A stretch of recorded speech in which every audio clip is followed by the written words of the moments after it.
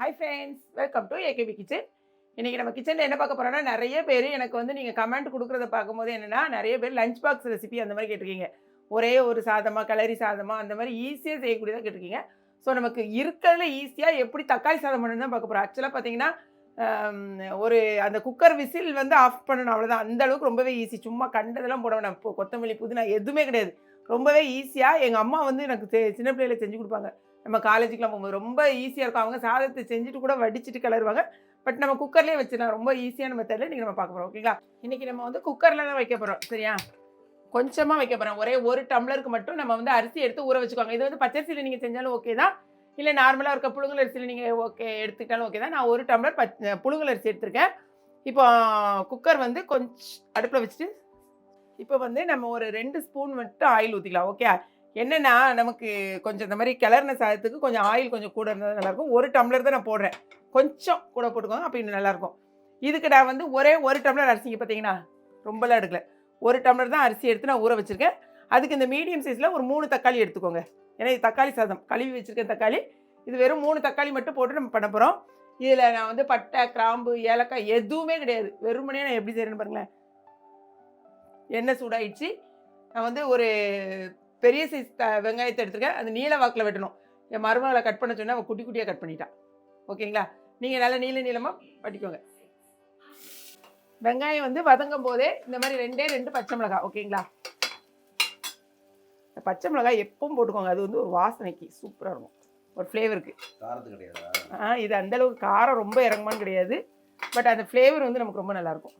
இந்த அது வதங்கிக்கிட்டு இருக்கும்போதே இந்த தக்காளியை மட்டும் கட் பண்ணி எடுத்துக்கோங்க. தக்காளி வந்து நல்லா பழுத்துருந்துச்சுன்னா சூப்பராக இருக்கும். இந்த மேலே இருக்க இந்த பகுதியை மட்டும் எப்போவுமே இதை கட் பண்ணி எடுத்துக்கோங்கண்ணே. கட் பண்ணி எடுத்துட்டு அதே அது கூட போட வேண்டியதான். வெங்காயம் வதங்கிச்சு. இப்போ நம்ம வந்து தக்காளியும் கட் பண்ணி வச்சுருக்கோம் பார்த்தீங்களா? இந்த தக்காளியும் நம்ம அது கூட ஆட் பண்ணிக்கோங்க. வெங்காயம் தக்காளி வதங்கும் போது கட்டாயமாக நீங்கள் வந்து உப்பு போட்டுக்கோங்க. உப்பு போட்டிங்கன்னா உங்களுக்கு ஈஸியாக வந்து வதங்கிடும். கொஞ்சமாக உப்பு போட்டுக்கலாம்.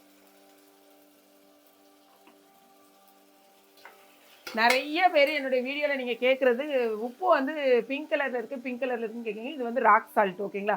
சாதாரண சால்ட்டுக்கும் ராக் சால்ட்டுக்கும் கொஞ்சம் வித்தியாசம் இருக்கும். இது ரொம்ப நல்லதுன்னு சொன்னதுனால இப்போ நான் எப்போவுமே ரெகுலராக கல் உப்பாக இருந்தாலும் பாருங்களேன், இந்த கல் உப்பு நம்ம போட்டாலும் இதுவுமே பிங்க் கலரில் தான் இருக்கும். பாருங்கள், கல் உப்பு தான், இதுவும் பிங்க் கலரில் தான் இருக்கும் என்கிட்ட.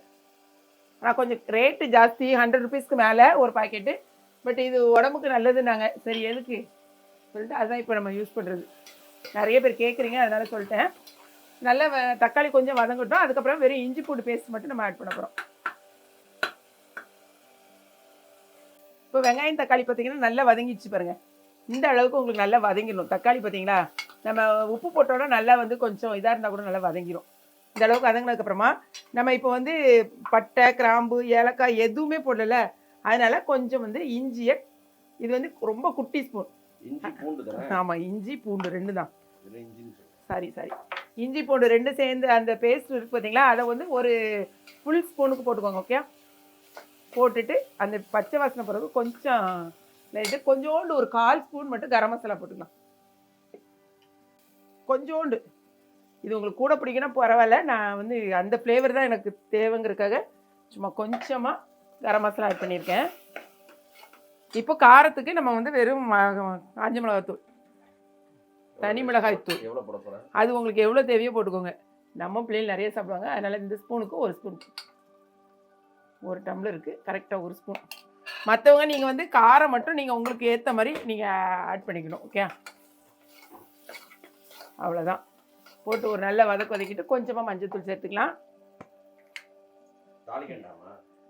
இப்போ நான் என்ன பண்ணிகிட்டு இருக்கேன்? இப்போ என்ன பண்ணிட்டு இருக்கேன்? தாளிக்கலையா? இதுதான் தாளிக்கிறது. அதெல்லாம் போடக்கூடாது இதில். இது வந்து வேற. ஓகே? இந்த மாதிரி போட்டுட்டு நம்ம ஊற வச்சுருக்க பார்த்தீங்களா, இந்த அரிசியை சேர்த்துக்கலாம். முதல்ல தண்ணியை கொஞ்சம் எடுத்துருங்க. தண்ணியை வடிகட்டி எடுத்துட்டு இந்த அரிசிக்கு வந்து 1 டம்ளருக்கு 2 டம்ளர் தண்ணி, அவ்வளோதான். நம்ம பாஸ்மதிக்கு 1.5 போடுவோம்ல, இதுக்கு 2 டம்ளர். இப்போ நான் 1 டம்ளர் கரெக்டாக போட்டிருக்கேனா? ஆமாம், இது புழுங்கல் அரிசி, சாப்பாடு அரிசி. அவ்வளோதான். போட்டுட்டு 2 டம்ளர் தண்ணி ஊற்ற போகிறோம் நம்ம. உப்பு மட்டும் நீங்கள் பார்த்துக்கணும். காரம் உப்பு எல்லாம் டம்ளருங்க. டம்ளருக்கு தான் நான் 1 டம்ளர் எடுத்துருந்தேன். ஸோ 2 டம்ளர் தண்ணி ஊற்றிக்கோங்க. அவ்வளோதான். இந்த டைமில் நீங்கள் வந்து கொதிக்கிற வரைக்கும் பார்த்துட்டு உப்பு காரம் எல்லாம் செக் பண்ணிக்கோங்க. குக்கரை மூடிட வேண்டியதான். குக்கரை மூடி நான் ஒரு விசில் வந்தோடனே நம்ம ஸ்டவ்வை வந்து ஸ்லோ பண்ணிவிட்டு கரெக்டாக 7 மினிட்ஸ் வைப்பேன். நீங்கள் வந்து உங்களுக்கு எப்படி வந்து 3 விசில் அந்த மாதிரி ஒரு சிலர் ஒவ்வொன்றும் பண்ணுவீங்க பாருங்கள். அந்த உப்பு காணாது. கொஞ்சமாக நான் ஆட் பண்ணிக்கிறேன். காரம் கட்டாயமாக எனக்கு இவ்வளோ இருந்தால் தான் நல்லாயிருக்கும். பார்த்துட்டு கொஞ்சம் ஒரு கொதி வந்தோடனே நம்ம குக்கரை மூடிடுவோம். மூடிட்டு ஒரு விசில் வந்து இல்லைன்னா 3 விசில் உங்களுக்கோ 4 விசில் அது உங்களுடைய குக்கரை பொறுத்தது தான்.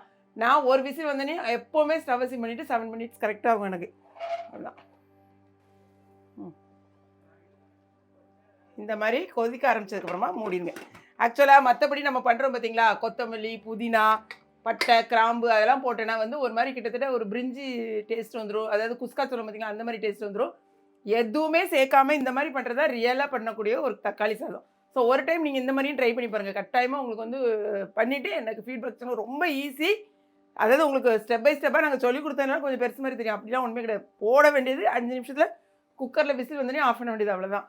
ஸோ முடிச்சோடனே பார்க்கலாம். இப்போ ஸ்டவ்வை வந்து நம்ம ஆஃப் பண்ணி ஸ்ட்ரீமும் நல்லா வெளில போயிடுச்சு. ஓ எப்படி இருக்கு பாருங்கள். அவ்வளோதான் நம்ம போட்ட இது வந்து கரெக்டாக இருக்கும். பாருங்களேன் கரெக்டாக இருக்குல்ல, ஒன்றும் கீழே பிடிக்கல, அதெல்லாம் பிடிக்காது. பாருங்க இந்த கரெக்டான கன்சிஸ்டன்சியில் கரெக்டாக வந்திருக்கா. இது சைட் டிஷ் எது நல்லாயிருக்கும். இதுக்கு நீங்கள் என்ன வேணாலும் போட்டுட்டா சிப்ஸை வச்சுக்கோங்க. அப்படி இல்லைன்னா நான் வந்து இன்றைக்கி என்ன பண்ணியிருக்கேன்னா முட்டை ஒரு ஆம்லேட் கொஞ்சோண்டு அது போடும்போது கொஞ்சம் ஷேப் மாறி போச்சு. ஸோ இப்போ நம்ம எடுத்து சாப்பிட்டு பார்த்துலாமா? வாங்க. சுட சுட இந்த மாதிரி வச்சு ஒரு அப்பளம் போதும். அப்பளம் சூப்பராக இருக்கும். வேணாம் வேணாம் போதும். சிம்பிளாக இருக்கும், ஆனால் ரொம்ப சூப்பராக இருக்கும். செம்ம சூடாக இருக்குது. ஒரு 2 நிமிஷம் வெயிட் பண்ணுங்கள்.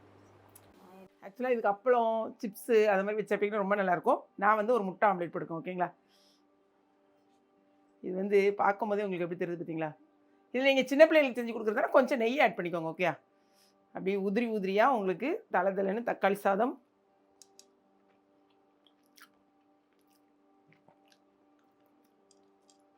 சூப்பராக இருக்குது.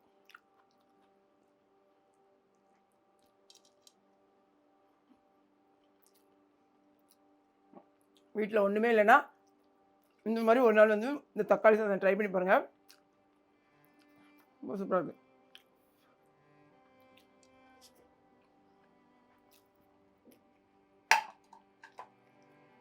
சூப்பரான தக்காளி சாதம் 10 நிமிஷத்தில் ரெடி பண்ணிடலாம். இந்த வீடியோ உங்களுக்கு பிடிச்சிருந்துச்சுன்னா லைக் பண்ணுங்கள். மறந்துடாமல் கிளாட் ஃபேஷனே ஏகே பிக் சப்ஸ்கிரைப் பண்ணுங்கள். நாளைக்கு புதிய ஒரு வீடியோவில் சந்திப்போம். Tata bye by.